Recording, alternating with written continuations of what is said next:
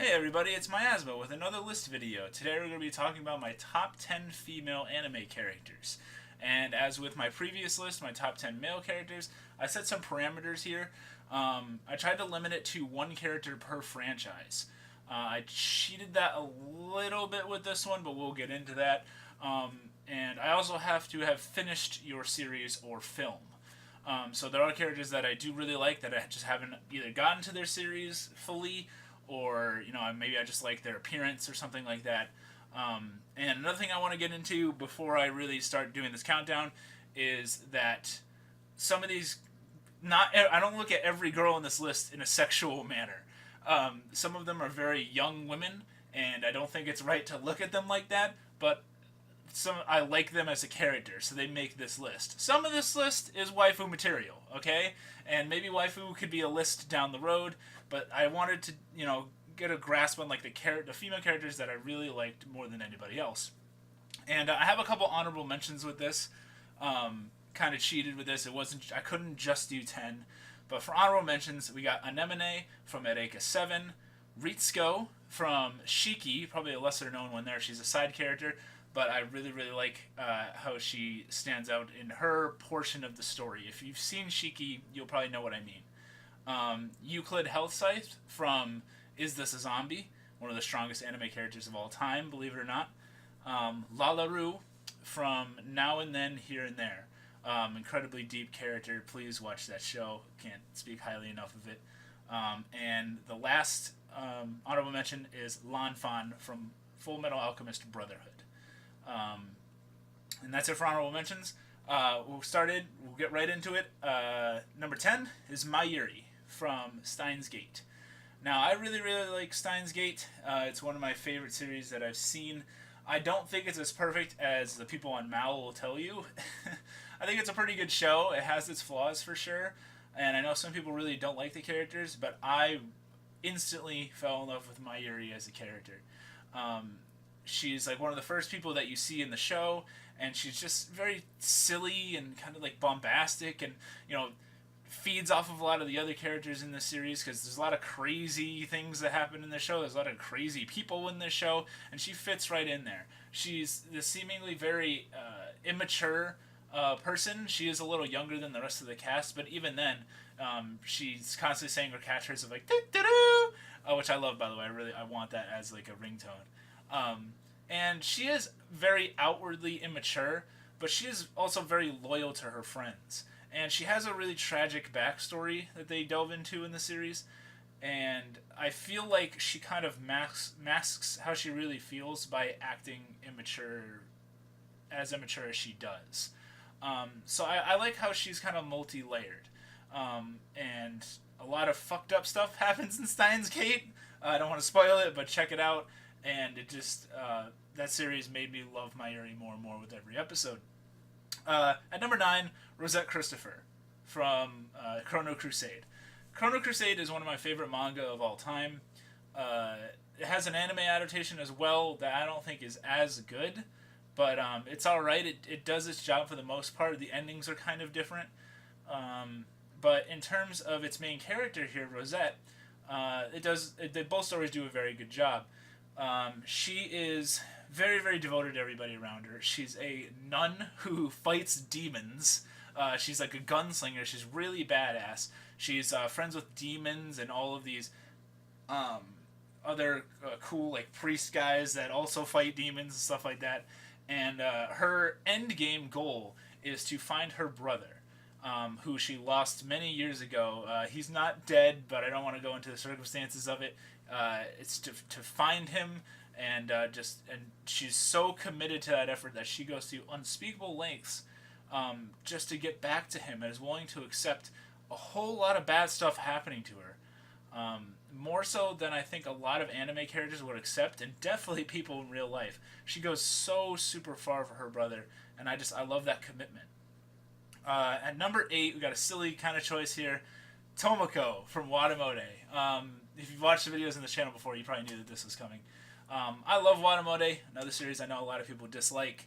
But I think that Tomoko, or Mokochi, as sometimes she's called, is the like personification of like the the highest level of the parts of people's personalities that they probably hide.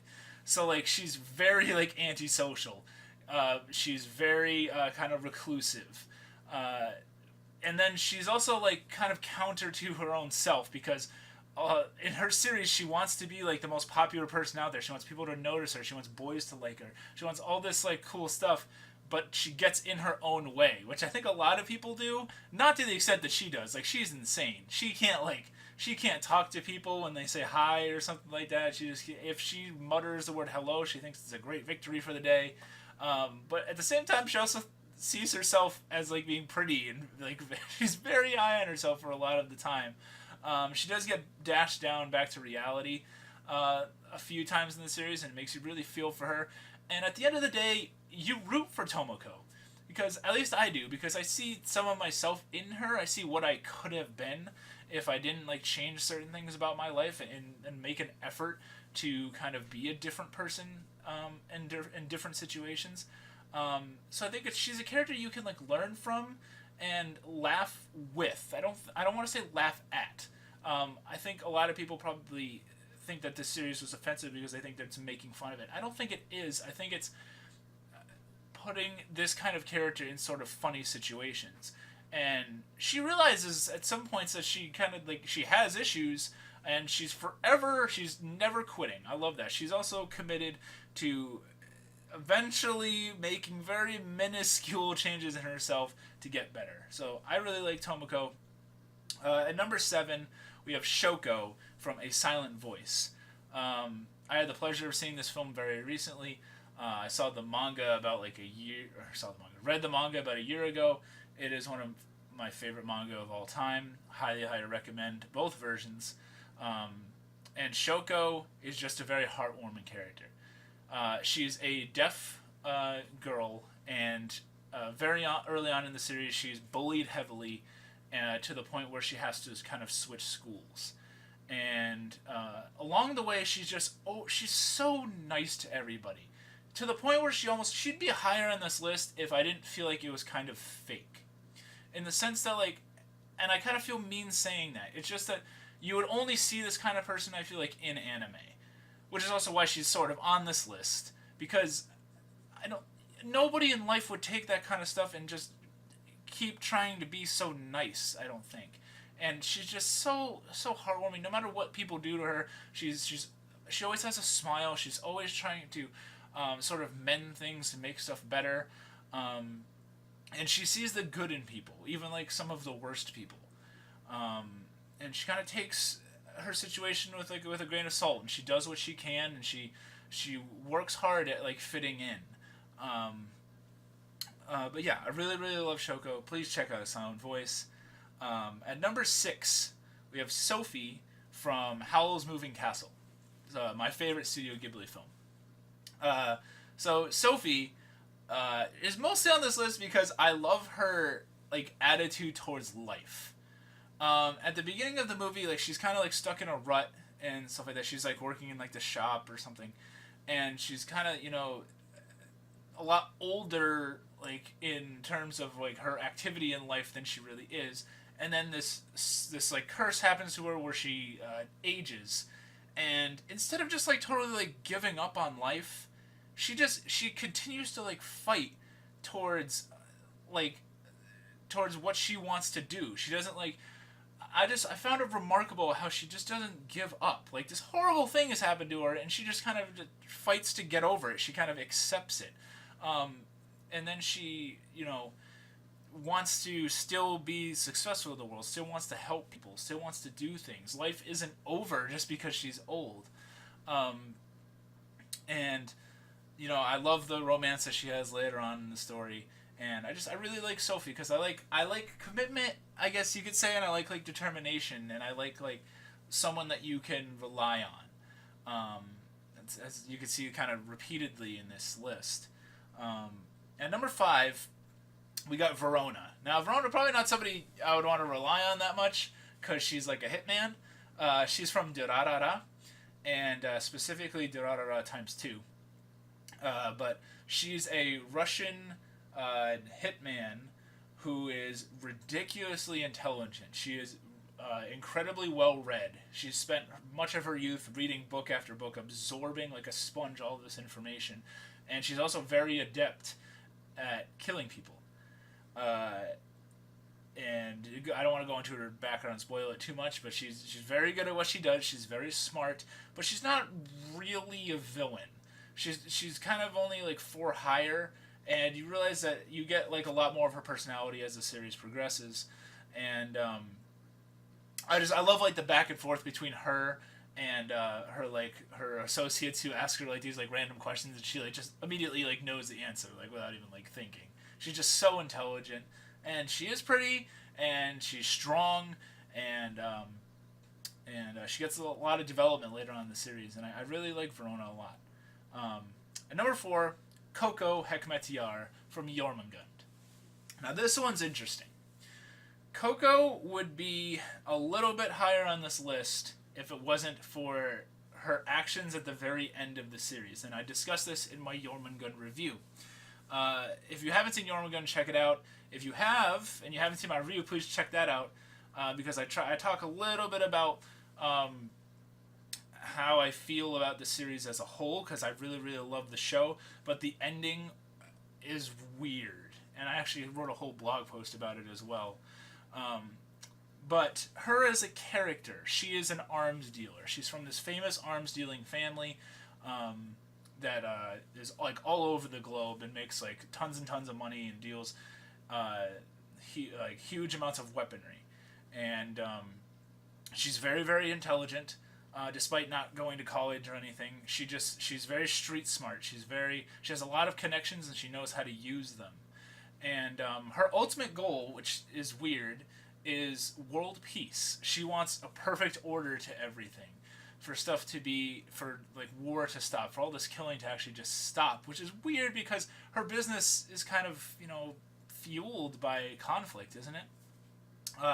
And then later on in the series, throughout the entire show, she's kind of like mapping out certain things to get to this certain plan, and then you find out what the plan is, and I really didn't approve of what she was doing, and she flipped very quickly to somebody that I really, really liked and respected, and then I just didn't agree with her actions at the end. And the show even points out that her actions are kind of pointless. They don't really, like, she's not going to be able to do what she really wants to do, which kind of sucks, but she's still cool as a character.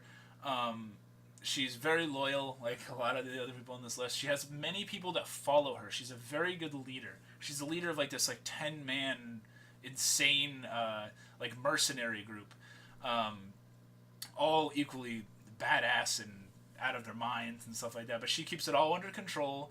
She rewards them greatly when they do a good job. She's friendly to her comrades, and and you don't want to fuck with her because she'll kill you. So the top 3. At number 3, we have Wenri from Full Metal Alchemist / Full Metal Alchemist Brotherhood. This is the part where I said I cheated a little bit. I kind of counted like Brotherhood and FMA almost like separately, but Wenri's in both. Lanfan is not in both, but I really, really like Wenri. A lot of people find her annoying, and I disagree with that, because I think that Wenri is an anchor for the series, and she's not there all the time, but she's within the Elric brothers' hearts all the time. And she is their one friend from back home in Rosenbull, and she's a mender. I like characters that are menders as well. She fixes them both physically with automail and emotionally, because she's the only tie back there anymore. They burnt their house down. They've moved on from a whole lot of other stuff, but that's asking a lot out of like teenagers. They can't really move on from everything, and it's very good for them that they have this loving person back home who has a little bit tsundere side to her, which I find kind of annoying at times, but she's still she'll whack them over the head, but then welcome them with open arms and fix their broken arms and so forth once they're back home. And she's reliable. She's intelligent in her craft. and she's not too much of a hindrance to the show. She doesn't really hold it back. If anything, I think the brothers would be very different without her, and I think it'd be a much different series without Winry. At number 2, it's gonna be a lot of people's number 1s probably. Motoko Kusanagi, aka the Major from Ghost in the Shell standalone complex. And I say standalone complex because I like the way that the character looks and so forth in the series rather than the film, but the film is also very good. Same character. We don't know a ton about the Major. A lot of her life is kind of in like mystery. You get like a little bit of flashbacks here and there, but I think that's a very interesting thing about her is that you only get like tidbits here and there. And to be honest, I don't really think that she knows a lot about herself. I would assume, it's my assumption that there's parts about her past that she doesn't really know, and she's kind of fine with that. She's kind of fine with paving out her life from here on out. And she's gorgeous to look at. She's strong as hell. She's a great leader. You can rely on her. She's trustworthy, super intelligent. Just an all-around great character. Has if what she remembers in the series actually occurred, then she had somewhat of a tragic past and is sort of still working to overcome it, and does what she can to help a society that's kind of messed up. As futuristic and cool as it is, there's a lot fucked up in Ghost in the Shell world. And she seeks justice within it, and I think that's really cool. Now, number 1, oh man, this was so easy for me, and it's really funny in contrast to my top 10 male character list, because these two characters are polar opposites, literally, in the show. They hate each other in the show. But from Inuyasha, best girl of all time is Sango. Now, I could probably do a whole video about Sango herself, but I'll spare you, me rambling on forever. Sango is a sort of side character in the group that Inuyasha and Kagome and all the main characters are in. She is a demon slayer, and that boomerang that she has, the Hiraikotsu, is the demon bone. It's made out of demon bones, and it's giant. She throws it, and she beats demons' asses all the time. And she's very loyal to her friends, and she's really strong. She's got this cat thing named Kilala that she flies on that's pretty cute. He gets really small, and he grows really big, and he spits fire, and he's badass, and she's badass. But at the same time, she's also majestic. She's beautiful. She loves her family. She has a brother that she has a tragic backstory with. She loved her family that she ends up losing in that tragic backstory.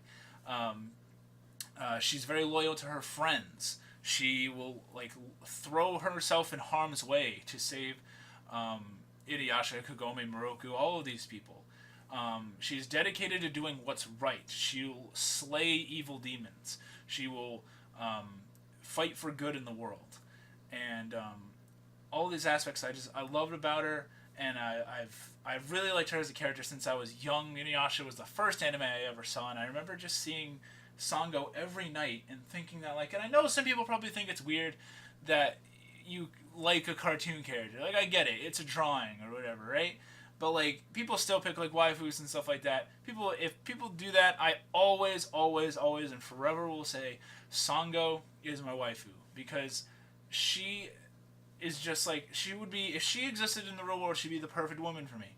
She's just someone I sadly, it'd be nice to have somebody to rely on and stuff like that, and someone a strong character. Yet she shows weakness at times. She can't do everything on her own, so she needs someone with her as well. But a lot of times she is strong. She's badass. She's loyal, loving, and as badass as she could be, like I said, majestic and beautiful the next minute. And she really just embodies a lot of things that I like in women overall, and specifically in anime characters. And Sango is best girl. I'm sure someone down below is going to tell me that she isn't. And I know somebody's going to say she's got a good ass. And I guess that's true too, because Moroku keeps grabbing it. But yeah, I really love Sango, and I love every other girl in this list. Yeah, let me know down below, guys, who are your favorite female anime characters. Were any of them on this list? Is this the first time you're hearing any of these people? That would be cool if that was the case as well. Yeah, guys, as always, this is Miasma from Gyre Media, signing out.